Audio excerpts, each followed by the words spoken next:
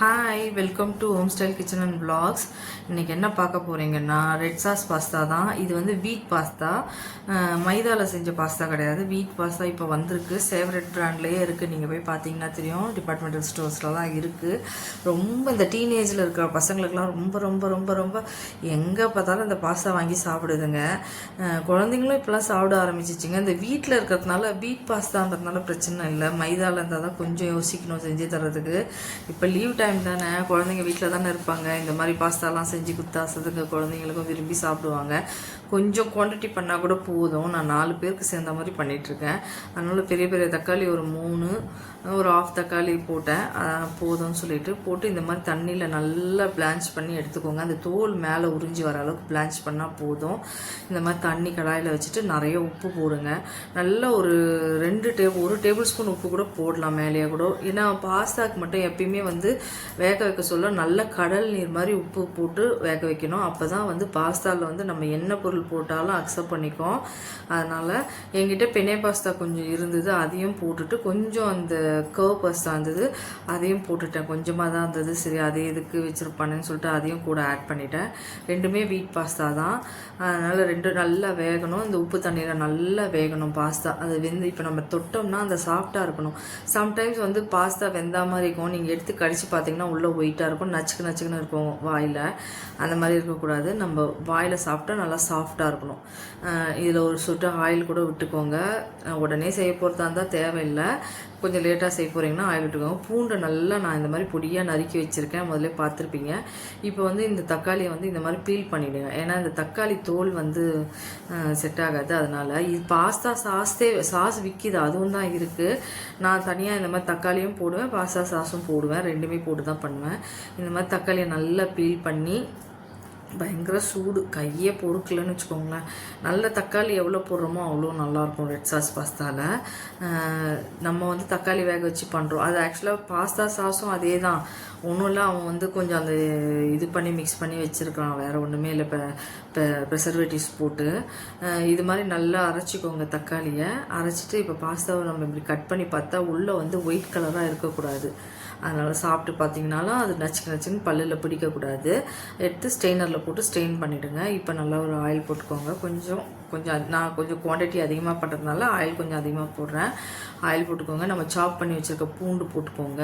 இன்னும் கூட நிறைய போடலாம். பூண்டு வாசனை ரொம்ப பிடிக்கும்ன்றவங்க போட்டுக்கோங்க, ஒன்றும் பிரச்சனை இல்லை. பூண்டை போட்டு நிறைய பேர் தக்காளிலேயே அரைச்சிருவாங்க. அப்படிலாம் அரைச்சா நல்லா இருக்காதுங்க, ஒரு மாதிரி இருக்கும். இந்த மாதிரி நல்லா பூண்டு வந்து நல்லா ஃப்ரை ஆகட்டும்னு சொல்லிட்டு ஆயிலில் பட்டர் வச்சு கூட பண்ணலாம், ஒன்றும் பிரச்சனை இல்லை. இப்போ நம்ம அரைச்சி வச்சுருக்க தக்காளி இதுவை வந்து போட்டு மிக்ஸ் பண்ணுங்கள். மிக்ஸ் பண்ணிவிட்டு இதில் வந்து கொஞ்சமாக மஞ்சள் பொடி, கொஞ்சம் வெறும் மிளகாய் பொடி இருக்குது இல்லையா, அது போட்டுக்கோங்க. காரத்துக்கு வெறும் மிளகாய் பொடி தான். அது வந்து ஒரு சின்ன டீஸ்பூன் தான் போட்டேன், 1 ஸ்பூன் போட்டிருப்பேன். போட்டுட்டு நல்லா உப்பு போட்டுட்டு நல்லா கொதிக்க விடுங்க. அந்த பூண்டோட அந்த தக்காளி சாஸ் வந்து நல்லா கொதிக்கணும். அது கொதிச்சிட்டு இருக்கட்டும். அது கூட நம்ம நிறைய ஆட் பண்ண வேண்டியது இருக்குது, ஒன்றா ஆட் பண்ணணும். இது வெறும் மிளகாய் பொடி போட்டுட்டு உப்பு இதில் கொஞ்சம் லைட்டாக உப்பு போட்டுக்கோங்க. இந்த சாஸுக்கு ஏற்ற மாதிரி உப்பு போட்டுக்கோங்க. ஏன்னா போட்டுட்டு நல்லா மிக்ஸ் பண்ணி விட்டுருங்க. கொஞ்சம் நேரம் அது கொதிக்கிட்டோம், எண்ணெய் பிரிஞ்சு அந்த வரணும் கொஞ்சம். அதனால் அது கொஞ்சம் எண்ணெய் பிரிகிற மாதிரி வரும், நமக்கே தெரியும். அந்த தக்காளி சாஸ் வேகிறது, சாஸ் கொஞ்சம் வேகட்டும். நல்லா இந்த மாதிரி மிக்ஸ் பண்ணி விட்டுட்டு கொஞ்சம் வேகட்டும்னு சொல்லிவிட்டு அதுக்கடுத்து நம்ம என்ன போட போகிறோம்னா, அதான் நம்ம சொன்னோம் இல்லையா, பாஸ்தா சாஸ் இருக்கு இல்லையா, pizza sauce, pasta sauce, pizza base மேலே கூட தடவிக்கலாம் இதை. அது மாதிரி இதை வந்து ஒரு 2 டேபிள் ஸ்பூன் கிட்ட விட்டுக்கிட்டேன். அது மிக்ஸ் பண்ணிக்கோங்க நல்லா.